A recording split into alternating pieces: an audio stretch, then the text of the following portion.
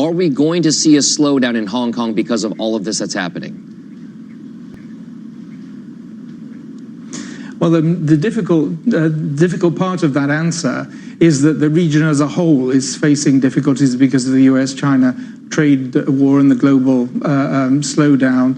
And so wherever you look, data is pretty depressing. Obviously, Hong Kong is suffering more keenly than others. The critical questions are really over whether there's likely to be long-term harm arising from what's been going on since February, or whether it's likely to be short-term. For that, I think we can only go back to the SARS crisis in 2003, where Hong Kong was pretty much shut out from the global economy while the crisis continued. That only lasted for nearly 3 months, and in the short term did great harm to the economy. Exactly those parts that are hurting now: retail, hotels, restaurants, tourism, and so on. The problems have now continued for, 5 months? No sign yet of an improvement. If anything, the violence getting more severe and more disruptive. I think there will be people saying, if this continues for too long, a couple, 3 months more, then there may be some long-term harm being done to Hong Kong's role in the region and as a proxy for China interacting with the global economy. All right, so how closely now? We know the protesters, it's having a toll there. You mentioned the U.S.-China trade relations right now. There are indications coming from the administration here in the U.S. that we are taking steps forward in those talks with China. Other people are expressing some skepticism over that. If the situation with U.S.-China trade does take a marked step forward, does the situation in Hong Kong get better? I think the whole region's economy would improve greatly. In fact, the global economy would improve greatly. There are significant stresses being inflicted by the protraction of this dispute. I don't frankly see any early resolution, whatever the words of optimism coming from the most recent discussions. The problems that exist between the US and China, frankly, between China and many economies internationally in terms of access to their markets, those problems are going to take some time to resolve. There's no quick fix for those kinds of things. Arguments about tariffs are emotional and Gotcha. Maybe attract the consumer attention, but they're not at the heart of the problems that exist. And a resolution on tariffs Sure. is not going to help the bigger systemic problems. Of course. All right, David Dodwell, live in Hong Kong. Thank you very much for those thoughts on the recent protests in Hong Kong. We appreciate it. Still on deck for the show, RBC Capital Markets' Halima Croft, fresh from a trip to one of the largest energy conferences in the world. What's her take on the state of oil, risks to the market, and much more coming up. But first, today's big number, 158 million. That's how many passengers flew on United Airlines in 2018, according to that company.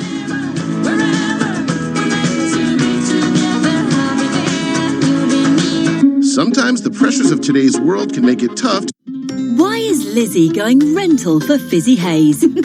Is it because her flat is so beautiful and spacious? Snazzy! Or has roof terrace, garden and party room? Surprising! Or because it's 18 minutes to Paddington? Easy! With friendly staff on hand to take any deliveries? Amazing! Or just because her fuzzy friend can live there too?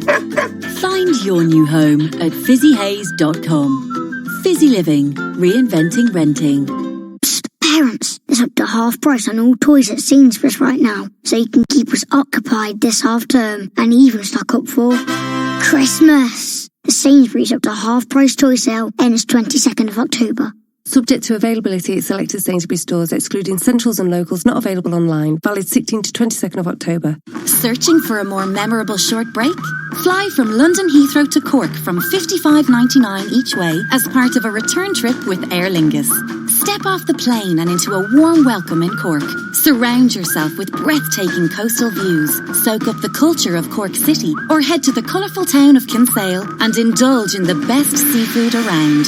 Smart enjoys a short break in Ireland. Smart flies Aer Lingus. Book now at airlingus.com. Offers subject to conditions and availability.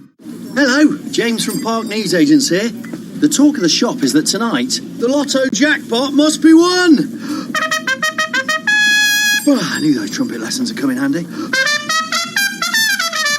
Don't miss it! Lotto from the National Lottery. Amazing starts here. Rules and procedures apply. Players must be 16 or over. London. Switch to Vodafone, the UK's best mobile network, and be unlimited, because the best phones deserve the best network and our new unlimited data plans. The future is exciting.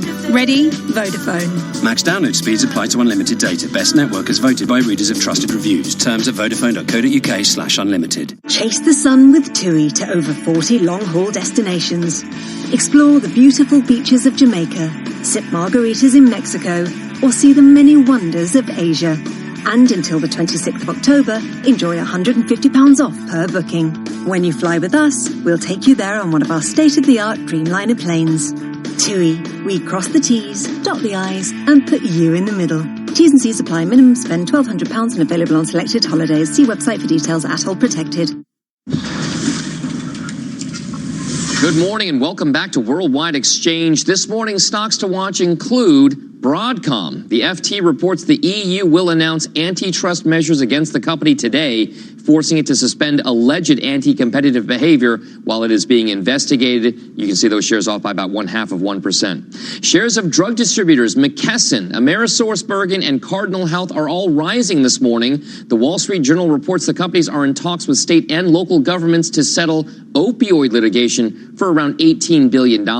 Johnson & Johnson is also said to be involved in those talks to contribute additional money. As you can see there, a lot of green across the screen for those stocks.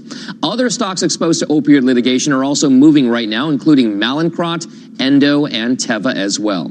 And United Airlines getting a boost this morning, the company posting better than expected quarterly results and raising its full-year profit forecast. Results were helped along by higher airline fares and lower fuel costs as well. And don't miss United CEO Oscar Munoz, live on Squawk Box. That's coming up at 8 a.m. Eastern Time hour, a must-watch interview there. Well, straight ahead on the show, why one of the smallest things in the world could have the biggest impact when it comes to U.S.-China trade. Our Brian Sullivan takes a closer look at rare earth minerals. That's coming up next. And later on, why Lady Gaga has the Twitterverse reeling over her comments about Fortnite. It's trending, and it's coming up when Worldwide Exchange returns right after this.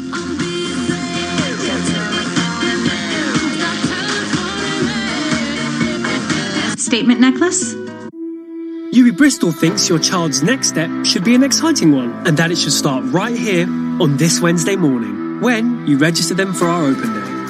Then, on the 2nd of November, they'll come and discover that UWE Bristol gives them more than a university with state-of-the-art facilities, more than academic support to help them thrive, more than real-world connections with practical experiences that complement their studies, and more than a city with the buzz of Bristol. Help them choose more than a degree. Choose a 360-degree experience. To register them for an open day, search UWE Bristol today. After that, anything is possible. Isn't it funny how you're noticing them more and more? Parked at the school gates, waiting at a red light, or charging on the side of a street. The electric car. With over 4,000 new drivers on the road each month and over 40 models available, the electric car is now the car. Search Go Ultra Low to find out more. Psst, parents, it's up to half price on all toys at Sainsbury's right now, so you can keep us occupied this half term and even stock up for Christmas. The Sainsbury's up to half price toy sale ends 22nd of October. Subject to availability at selected Sainsbury's stores, excluding centrals and locals, not available online. Valid 16th to 22nd of October. I tell you what used to be fair, lunch. Used to walk past pubs and just see people laughing and merriment. What happened to those cheery days? I tell you what happened to them. It's been replaced by a pint glass sitting by a computer full of condiments, plastic cutlery, and a pair of chopsticks you use for fishing the noodles out your keyboard. It's just not fair. At TalkTalk, fairness is important. That's why, unlike some other providers, we offer fixed price plans on our fibre broadband for the entire length of your contract. Search TalkTalk Fibre. Fairer broadband for everyone. She did it! Her first word! Go on, say it again for Mummy. Nada. Mama. Oh. Savings. Did you hear that? Savings account. Teaching your kids how to save may not be this easy, but you can get them learning good habits and skills from an early age, thanks to the range of children's savings accounts from Yorkshire Building Society. Just another example of real help with real life. Find out more at ybs.co.uk. Some of the smallest things in the world may also have some of the biggest importance in trade with China. So-called rare earth minerals are the topic. Brian Sullivan takes a closer look at this crucial industry and why it matters so much.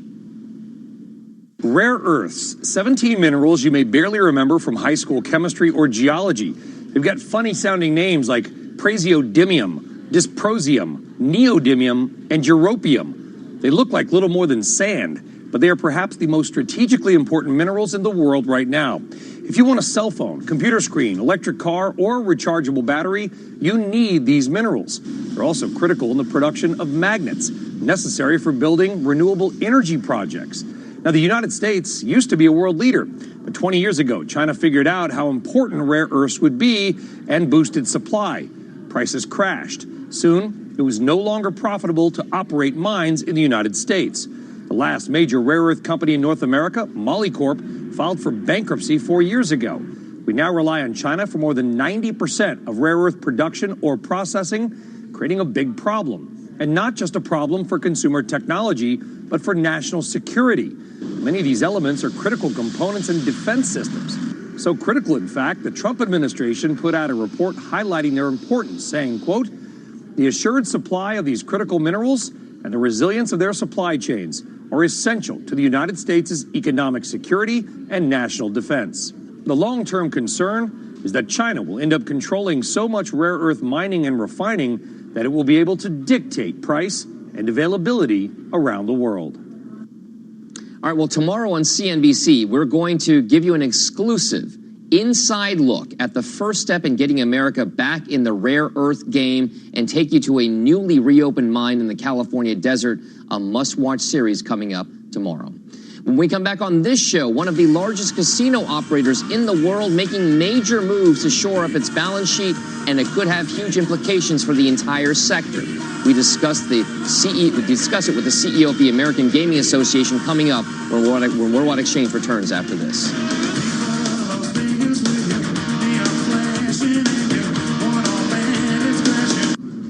So, ServiceNow put your workflows in the cloud. Why is Lizzie going rental for Fizzy Haze? Is it because her flat is so beautiful and spacious? Snazzy! Or has roof terrace, garden and party room? Surprising! Or because it's 18 minutes to Paddington? Easy! With friendly staff on hand to take any deliveries? Amazing! Or just because her fuzzy friend can live there too? Find your new home at fizzyhaze.com. Fizzy Living, reinventing renting.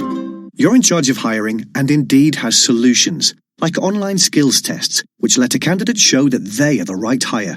And we give you this toy monkey, who will bang its cymbals when the right CV appears on your desktop. Okay, there is no monkey. There is no monkey. But there are online skills tests. See why more than 250,000 companies in the UK use Indeed for hiring. Visit Indeed.com/try today to try skills tests for free today. Terms and conditions apply. Psst, parents, it's up to half price on all toys at Sainsbury's right now, so you can keep us occupied this half term and even stock up for Christmas. The Sainsbury's up to half price toy sale ends 22nd of October. Subject to availability at selected Sainsbury's stores, excluding Centrals and Locals, not available online. Valid 16th to 22nd of October. Time is money. Or so money says. Well, money. I know you like to dictate every hour of every day, add to my to-do list and throw the odd spanner in the works. But not anymore. This is my business, and I run it on my watch. I'm in control now, money, and times are changing. Save time with instant business invoicing, now on the Barclays app. Search Barclays Business and make money work for you. Must have a Barclays business account. T's and C's apply. We could play epic music, or we could speak in an overdramatic tone, or even set off fireworks. But that's just not smarty. Instead, we let our offer do the talking. Right now, you can grab 25% off our unlimited data SIM. That's just $18.75 a month with no speed restrictions, no credit check, and no long contract to tie you in. Now that's smarty. Just search Smarty Mobile and switch today. It's easy. Offer available for a limited time only. See smarty.co.uk for terms. Searching for a more memorable short break? Fly from London Heathrow to Cork from $55.99 each way as part of a return trip with Aer Lingus. Step off the plane and into a warm welcome in Cork. Surround yourself with breathtaking coastal views. Soak up the culture of Cork City or head to the colourful town of Kinsale and indulge in the best seafood around. Smart enjoys a short break in Ireland. Smart flies, Aer Lingus. Book now at airlingus.com. Offer subject to conditions and availability. Your money, your vote. Democratic presidential hopefuls squaring off last night with talk about a wealth tax that was front and center. Financials in focus. Bank of America ready to post quarterly results before the opening bell. We'll get you ready for that big report. Plus, what do you see? First there was the dress, then there was the bunny versus the bird. Now, Will Smith has another optical illusion for you, and it's quickly going viral. It's Wednesday, October 16th, 2019. You are watching Worldwide Exchange right here on CNBC.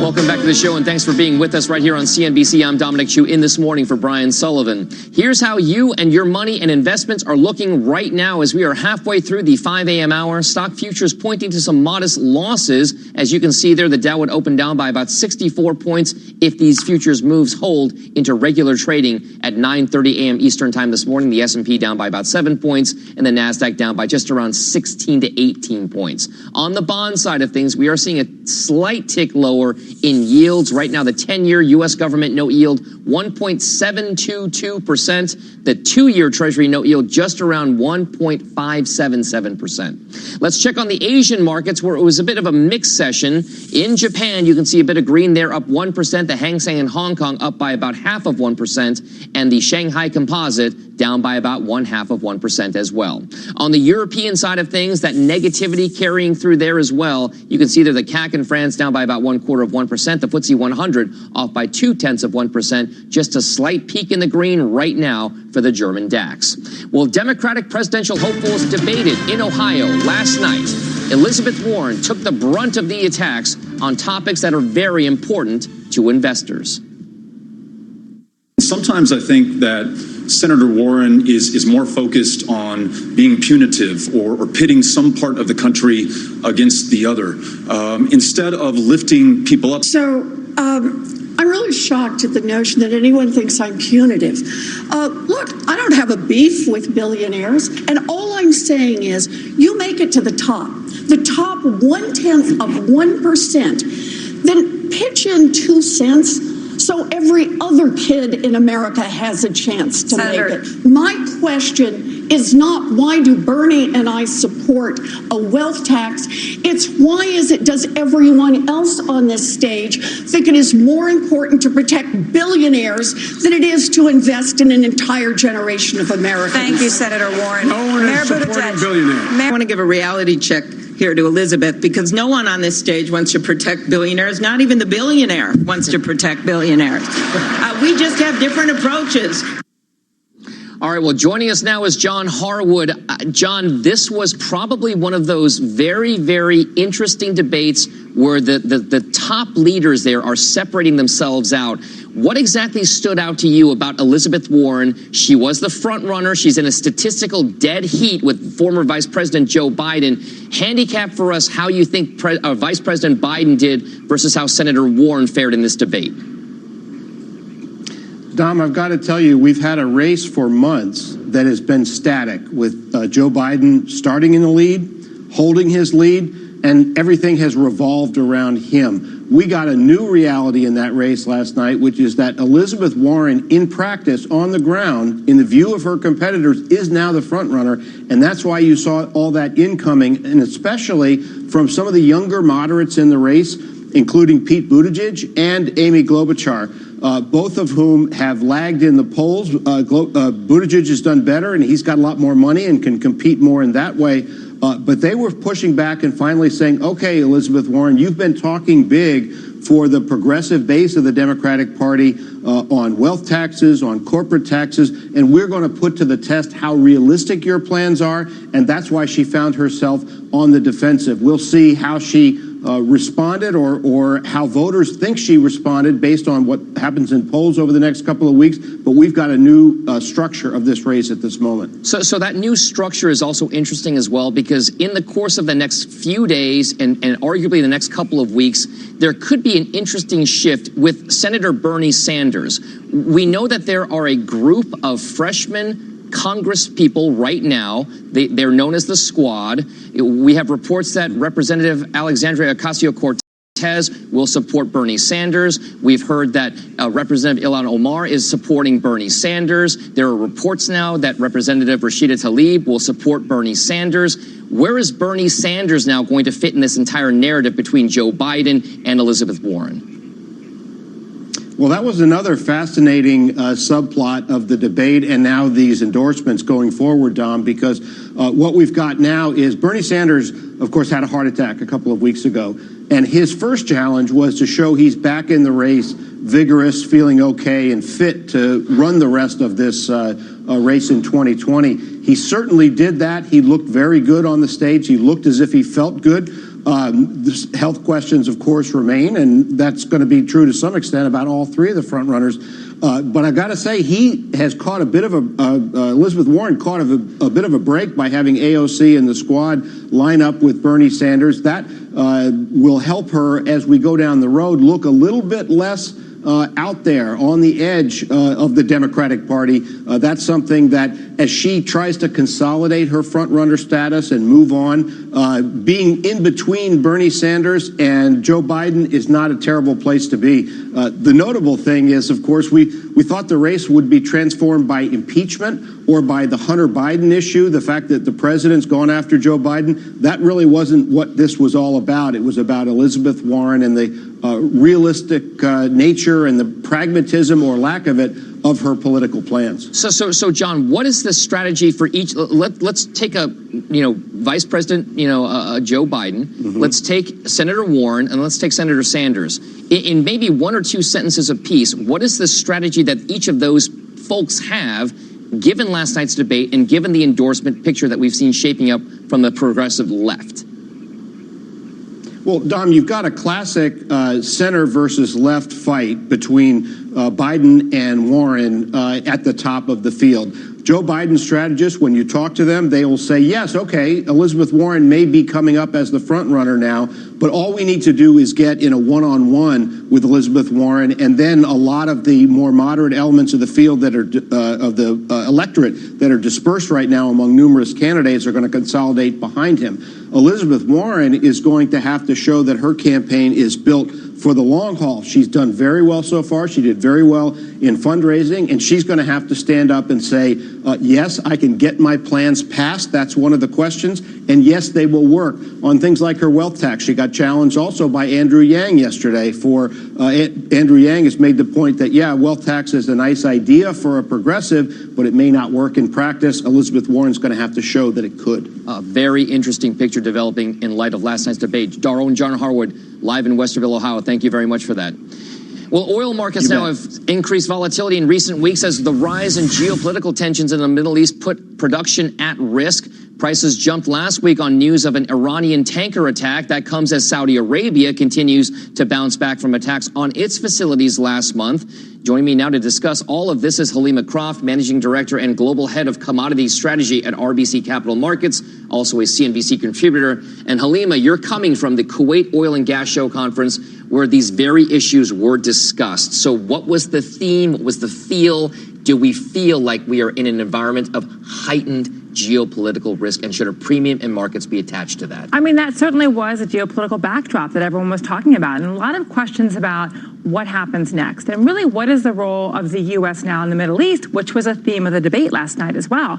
There's a sense that the U.S. is retreating, not only because of a lack of response to what has happened in Saudi Arabia with the attacks on the facilities, but also they're looking to what is happening in Syria right now, what is happening with the U.S. withdrawing from northern Syria, what is happening with the Kurds. And there are a lot of questions about if we get into trouble in this region, key allies of the United States, like being in Kuwait, the country that really symbolizes the U.S. military involvement in the Middle East, what happens to us? And it was really interesting that you had all these questions about the U.S. role in the Middle East going forward. Well, Vladimir Putin was making a very celebrated trip to Saudi Arabia, treated like a czar, people were saying, and looking at the new deals that Russia is signing with Russia, with UAE, and the Russians essentially saying, we can mediate all of these disputes, we can sell you our defense equipment, we can be your partner. Well, what's interesting about this, though, is, I mean, we did get news over the course of the past week and a half that the Pentagon will deploy many more troops of the U.S. in Saudi Arabia. We're going to put a couple of other missile defense systems on the ground there as well. So it's not like the U.S. is retreating fully from the Middle East. Not fully retreating, you're right. We're sending currently 3,000 extra troops to Saudi Arabia. There's discussion that the troops that are leaving Iraq will move potentially to Kuwait. But there's a sense that the U.S. is no longer providing the deterrence that it once did.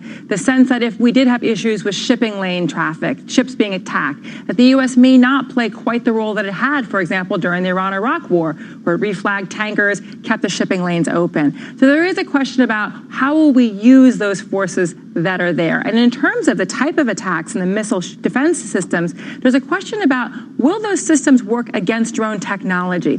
Would the Patriots even have worked against those drones? I think there's a real concern at the hybrid weapons that we're seeing, drone technology in particular, we do not have adequate defenses. What's curious to me is that it all sounds ominous. We don't know how these drones are going to go. We don't know what these attack capabilities can be actually deterred. Yet the oil market keeps slipping lower and lower gradually. Now, I say this only because we're a month removed from those attacks in Saudi Arabia. Absolutely. And prices are now for WTI and Brent down about 16 to 18% from those totally levels. Retraced. Right. We wrote a piece over the summer called Broken Barometer, where we essentially said that 5 years ago, oil could be a leading indicator of unrest in the Middle East. Oil was above 100 when we had ISIS on the roll in Iraq. Now, oil basically is a lagging indicator. The Middle East can be a much more volatile situation than reflected in oil prices. Oil catches up only when you have something truly dramatic like September 14th. It doesn't mean in any way that the situation is anyway getting an off-ramp. It just means the market's attention is focused on other issues, focused on China trade issues, focused on economic data. And what's interesting is if you look at the Chinese oil import data for September, it was actually very, very strong. So we're not actually seeing right now a real pullback in Chinese oil imports, but we're very focused on the broader story of a global slowdown. Yet oil prices keep falling. Halima Croft, thank you very much for joining us this morning. Coming up on the show, place your bets. $5 billion worth of deals in Vegas last night. Those details coming up. Plus, what's Fortnite? Lady Gaga lighting up social media with a question parents have been asking for a couple of years now. It's a bad romance, yes, pun intended, going viral. And we'll bring it to you this morning's trending topics are coming up next when Worldwide Exchange returns after this.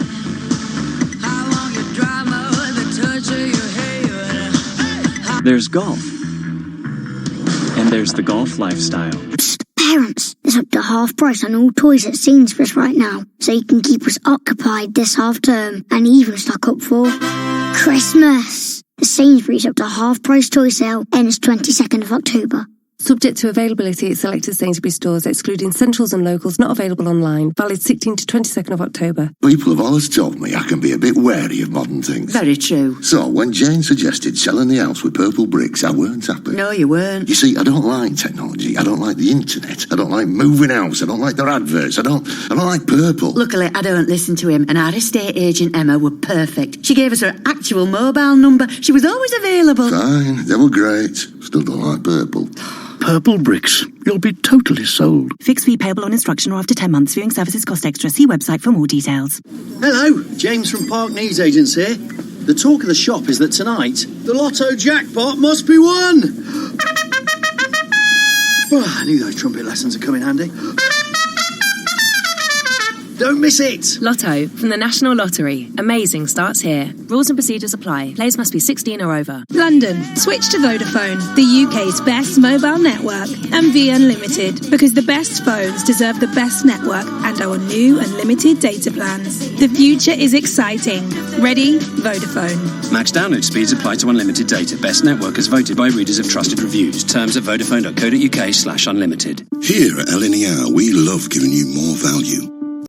We all love more, don't we? More sleep, more sun, more me time. So we've added our new Azuma trains with more seats and more great value fares. In fact, there are 3,773 more £29 single tickets every week on our Azuma trains between London and Leeds.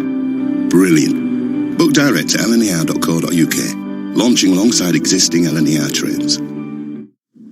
Welcome back. In deal news this morning, MGM Resorts is selling its Bellagio and Circus resorts in Las Vegas. These are two separate deals valued at around $5 billion. Let's now bring in Bill Miller, President and CEO of the American Gaming Association. Bill, thank you so much for being here this morning. This is a real estate deal. Take us through why it's important for the dynamic in gaming, especially in America. Well, Dom, thank you so much for having me on the show this morning. I'm coming to you live from Las Vegas. We have our Global Gaming Expo this week, and so we're able to kind of showcase the best and brightest of the industry. And as you mentioned, MGM has begun this process of something that's happened for a number of years under Chairman CEO Jim Murren, both a realignment of the company in terms of efficiencies and also looking for growth. I had the opportunity to spend some time in Japan recently, and they are all in on the Osaka first strategy, which requires a lot of capital. And so I think that this is a component of that. But we're also seeing that in other places where other of our members, just like the rest of corporate America, see opportunities for efficiencies and the highest and best use of capital. All right, so speaking of that highest and best use of capital, is it no longer for these operators in owning the real estate? Would they want to focus just on the management of these properties and do something like a sale leaseback transaction, like what happened with the MGM's Bellagio and the Circus properties? Yeah, I think this is something that we've been seeing for the last couple of years, with the idea of really separating the corporate entities into operating and management units as well as real estate companies. And so it is something that we've seen over the past couple of years in order to really affect the best possible growth perspectives for both real estate and management. All right, so that's the news of the day. Let's take us through what you are there for in Vegas right now. You've got a lot of things happening with regard to the state of the overall gaming business. What exactly are the gambling operators right now focused most intensely on? Is it sports gambling? Is it these types of real estate transactions? Is it international expansion? Is it U.S.-China trade? What exactly is front and center for you guys right now? Well, you rattled off a mouthful there. I mean, I think that we're concerned about all of those things, and we're excited about all of those things. The gaming industry has never been more popular with the American public, and in part because we're in 43 states now across the country, and we're in communities. We're good community partners. We create good jobs. We create good opportunities for public service and small business. And so we're seeing that reflected in how we are as an industry, not any longer defined by stereotypes from movies and television. And really, it's about growth. And we are seeing growth in sports betting. We're now in 19 states, including the District of Columbia, to allow Americans to have legal, safe sports betting. All right. A lot of things to talk about in the gaming industry as well. We wish you luck with the conference going forward. Bill Miller, the CEO of the American Gaming Association, thank you very much. Well, let's find out what else you will be talking about this morning. Time for this morning's top trending stories, and Kate Rogers is back with those. And Kate, esports, it's kind of a thing in Vegas these days, too. Yeah, it definitely is in one of our stories this morning. So with all of the craze, Dom, surrounding esports, you'd think most people have at least heard of one of its most popular games, Fortnite, but apparently that's not the case. Yesterday, Lady Gaga sent Twitter into a frenzy after she tweeted a simple question: What's Fortnite? Unfortunately for Gaga, not many of the replies to her viral tweet actually answered her question, with fans instead choosing to poke fun at the singer or ask about an album. One user responded, "The length of my longest relationship." Another said, "It's another word for 2 weeks, aka the longest we should have to wait for the lead single to Gaga's next album." I can't disagree with that. I'd love to hear some. I saw the tweet. The first thing I music. saw, I saw it was Fortnight. Yes. Well, that's how long it takes to play Wimbledon, by the time it's done. But it's not the video game. So do we think that she was talking about the video game? I think she was. Who knows if she knew she was misspelling it? Have you played it? I have not played it. Have you played it? I have not played it yet either. As I was saying, kind of want to now. In the breaks, my younger cousins have some interest in it for sure, but I've not played. I know the dance moves, but maybe there's dancing in this game. Maybe at the CNBC Christmas party, I'll show them off. You heard it. You guys heard it, right? So I'm We'll going to hold you to it. So, Dom, we all remember the iconic dress optical illusion that drove everyone crazy. Now there's a new question that's driving everyone crazy. Will Smith taking to Instagram, and people can't seem to figure out if the color of these shoes, what they actually are. So do you see green and gray or pink or white? Well, there's an answer. The woman who first posted the image has confirmed via Twitter that those shoes that you're seeing there are actually pink and white. I don't know. That's messed up because I I totally see green and that bluish green, like an aqua and gray. So That's do exactly I. what I see. Viewers, please tell me what you see because I see gray and it's not. Well, at least you and I are seeing this. The control room's telling me pink, and I'm like, no, it's not pink. Are they? They're not. They're not pink. I'm with you. They're not pink. Yes, they're not pink. You heard it here first. Yes. Thanks very much, guys. All right, well, in sports, a historic achievement here. The Washington Nationals heading to the World Series for the first time in franchise history after completing a 4-game sweep against the St. Louis Cardinals. The Nationals handed the Cardinals a lopsided beating in Game 4 of the NL Championship Series, boasting a 7-0 lead by the bottom of the first inning. The Cardinals managed to get some points on the board, a big hit by Jose Martinez, giving them a much-needed double, but it was not enough in the end. The Nationals taking this game 7-4. The team will now face either the Houston Astros or the New York Yankees. The Astros currently leading that American League Championship Series 2-1. Well, on deck, financials in focus again as Bank of America prepares to roll out its results. That stock getting a boost from Warren Buffett news yesterday. The full story on the company coming up and the sector that's coming up next. And then later on this morning, don't miss legendary investor Leon Cooperman. He'll join Squawk Box live at 8 a.m. Eastern Time. Stay tuned. We'll be right back.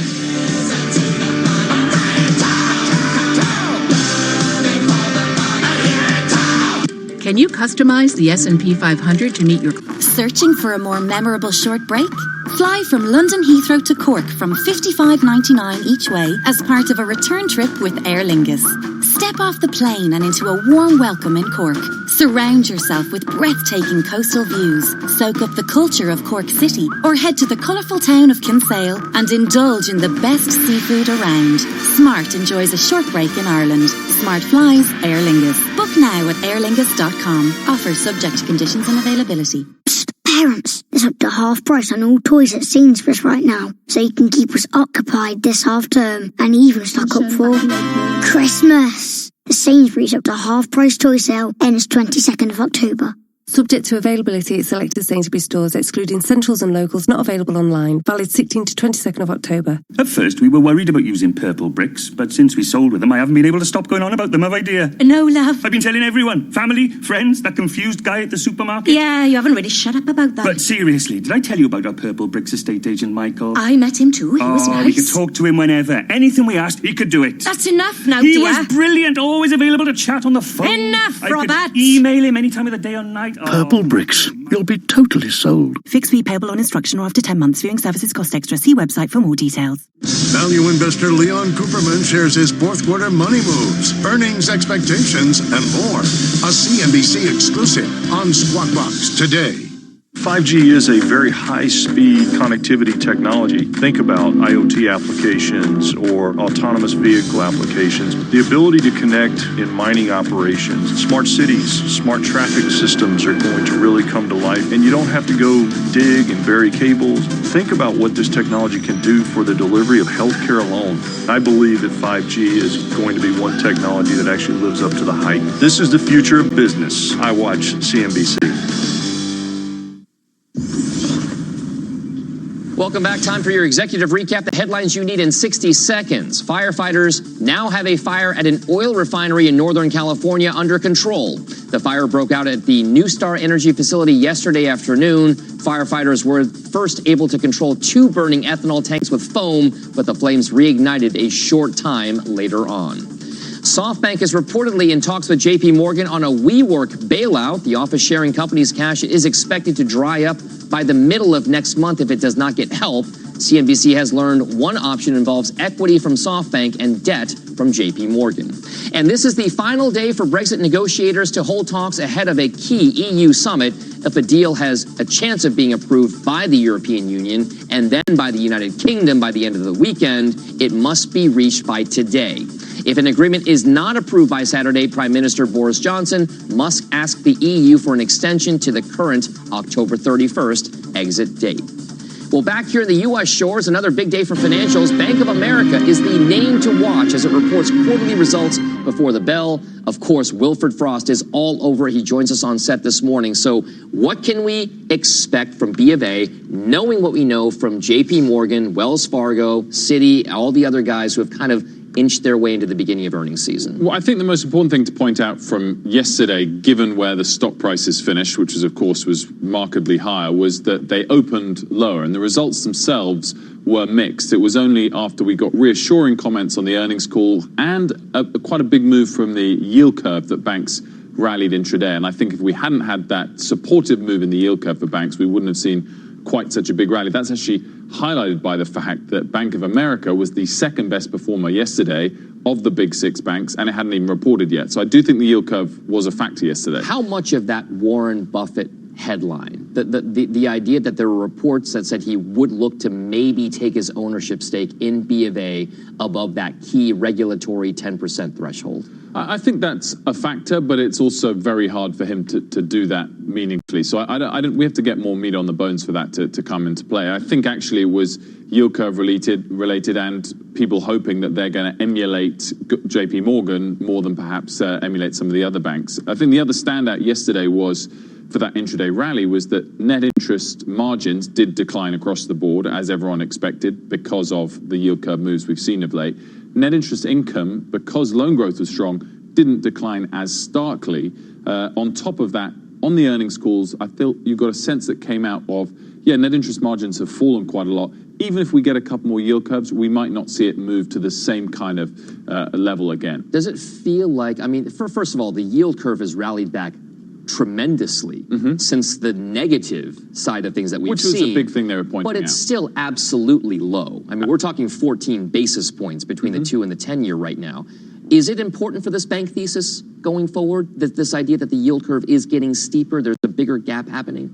It is important, but the absolute level is more important than the shape of the yield curve. And that is, of course, compared to many years ago, not something that leads you to think banks' earnings growth and revenue are going to be huge in the years and months ahead. And I think if you snapshot top-line revenue for the big banks, it really stands out as highlighting a tough overall environment. It also highlights how strong JP Morgan's earnings were. They grew 8% revenue year over year. Wells Fargo and Citi was essentially flat. Goldman Sachs had a declining revenue environment. So that again highlights the fact that to get the bottom line to grow, you're probably more focusing on things like share buybacks, cost cuts, things like that. But when the stocks are so cheap, that might be enough to support them. What's the one thing you're looking for in Bank of America today? Do they emulate JP Morgan or do they emulate Wells Fargo and Citi? So net interest margin, how much does that decline and to what extent does fee income offset that? Wilfred Frost, you'll be all over at Bank of America and all the banks. 6:45 a.m. for Bank of America. Thank you very much. Thanks, Wilfred. And a programming note, don't miss Wilfred's live interview with Goldman Sachs CEO David Solomon tomorrow, 3 p.m. Eastern Time. That's it for Worldwide Exchange. Squawk Box picks things up right now. Good morning. A brewing crisis in Hong Kong. China has harsh words for Washington after the House pass pro-Hong Kong measures. Democratic Face-Off will show you what the candidates said about the biggest issues for business, taxes, and healthcare to breaking big tech. Plus, earnings this hour. Remember yesterday, that's really what that caused the nice gains in the averages. We're going to hear from Bank of America in about 45 minutes. The numbers and instant analysis is straight ahead. It's Wednesday, October 16th, the day after yesterday, which was the 15th, 2019. Squawk Box begins right now.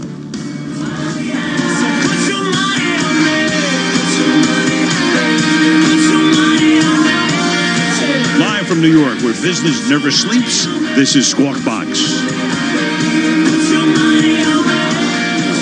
Good morning, everybody. Welcome to Squawk Box here on CNBC. We are live from the NASDAQ market site in Times Square. I'm Becky Quick, along with Joe Kernan and Andrew Ross Sorkin. Let's take a look at the U.S. equity futures at this hour.